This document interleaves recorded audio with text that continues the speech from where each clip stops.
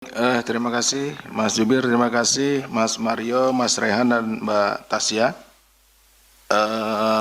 Pertama ke Mas Mario.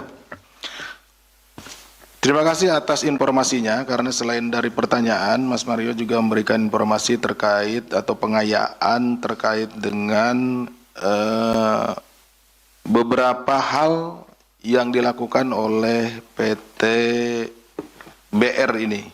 Ya, sehingga tentunya ini menjadi bahan bagi kami untuk memperdalam nanti apakah apa yang disampaikan oleh Mas Mario ini di lapangan atau pada kenyataannya nanti bisa kita gali ya dari informasi tersebut terkait dengan masalah cukai dan lain-lain gitu ya, karena memang untuk saat ini masih terkait dengan tadi pengaturan jalur ya, pengaturan jalur. Jadi memang kalau ada informasi yang terkait hal lain dalam hal ini seperti cukai atau hal-hal lainnya yang terkait dengan masalah DJBC ini, kami sangat terbuka dan akan kami tindak lanjuti. Nah, dua pertanyaan dari Mas Mario. Yang pertama, apakah KPK sudah sampai kepada pendalaman terkait dengan masalah pita cukai ini, bukan hanya sekedar pengaturan jalur gitu ya, ada jalur hijau, jalur merah seperti itu. Nah, saat ini kita masih mendalami terkait dengan pengurusan atau pengaturan jalur ini. Artinya yang kita peroleh baik tadi bukti-bukti yang ditunjukkan kepada rekan-rekan maupun beberapa orang, ada 17 yang kita datangkan ke sini untuk diminta keterangan, itu saat ini sedang memperdalam terkait hubungannya dengan barang bukti yang ada, kaitannya kemudian dengan meeting of mind-nya. Karena ini kan konsepnya atau konstruksi perkaranya menggunakan pasal-pasal penyuapan. Artinya ada pemberi, ada penerima, ada sesuatu yang dikompromikan gitu ya. Atau meeting of mind-nya, ada pertemuan keinginannya.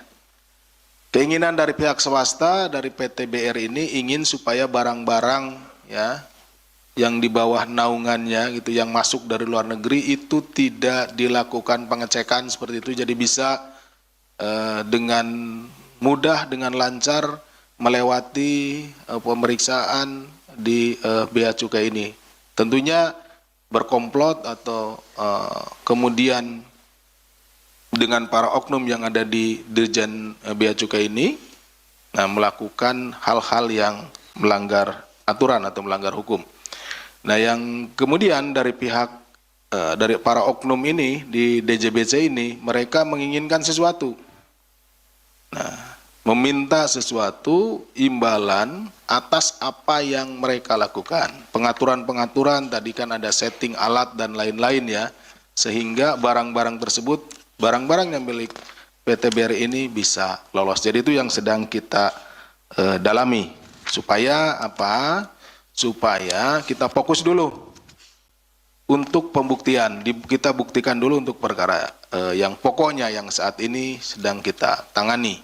Nah, namun demikian tentunya kami tidak akan berhenti hanya pada pengaturan jalur ini. Ini adalah pintu masuk bagi kami, karena seperti tadi disampaikan oleh Mas Mario, banyak informasi terkait dengan perkeliruan-perkeliruan yang ada atau dilakukan oleh para oknum, termasuk dengan tadi pembuatan cukai, pengedaran cukai, dan itu tentunya sangat merugikan perekonomian negara, karena salah satu dari pendapatan negara itu berasal dari cukai tersebut ya, atau pajak, dan pajak yang tentunya nanti itu akan dikumpulkan di dalam anggaran pendapatan dan belanja negara, dan akan membiayai program-program pembangunan yang bertujuan untuk mensejahterakan masyarakat. Kemudian tren yang disampaikan oleh Mas Mario memang benar, apalagi sekarang tren harga emas yang dalam beberapa bulan terakhir ini terus meninggi ya, menanjak gitu ya, walaupun di minggu kemarin setelah hampir mencapai 3 juta sekian per gram gitu ya, kemudian turun lagi ke angka sekitar 2,9 sekian ya, karena walaupun diramalkan akan nyampe di 5 juta per gram, dan tentunya ini menjadikan daya tarik bagi orang-orang atau pihak-pihak yang akan atau yang memiliki kepentingan dengan barang yang kecil tapi nilainya besar gitu ya. Kan jadi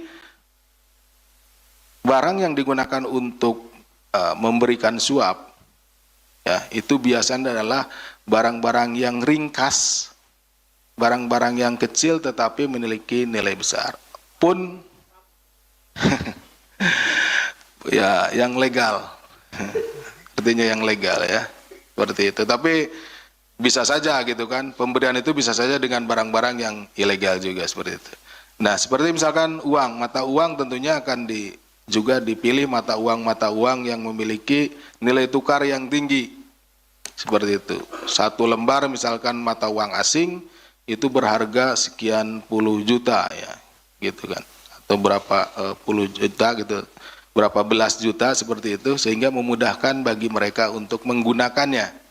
Membawanya mudah, ringkas, diberikannya tidak berat. Begitupun juga dengan emas. Memang betul trennya seperti itu ya, tentunya dengan beberapa kali kita melakukan mendapatkan barang bukti pada saat tertangkap tangan ini berupa emas, ya kita juga jadi aware gitu ya, seperti itu. Walaupun ada hal-hal lain seperti cryptocurrency dan yang lainnya, juga teman-teman di penyidikan di Kedeputian Penindakan dan Eksekusi juga sudah mulai melihat hal itu. Demikian kira-kira Mas Mario.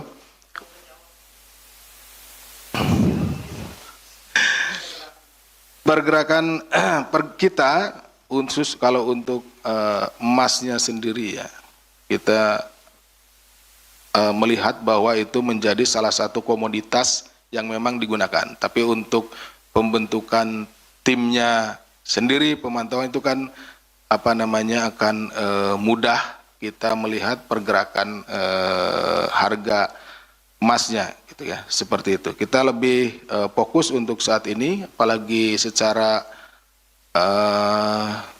sumber daya manusia khususnya di dalam Kedeputian Penindakan ini masih kekurangan kita untuk penanganan beberapa perkara. Kita lebih fokus kepada penanganan perkara tindak pidana. Download Tribun X sekarang, menghadirkan lokal menjadi Indonesia.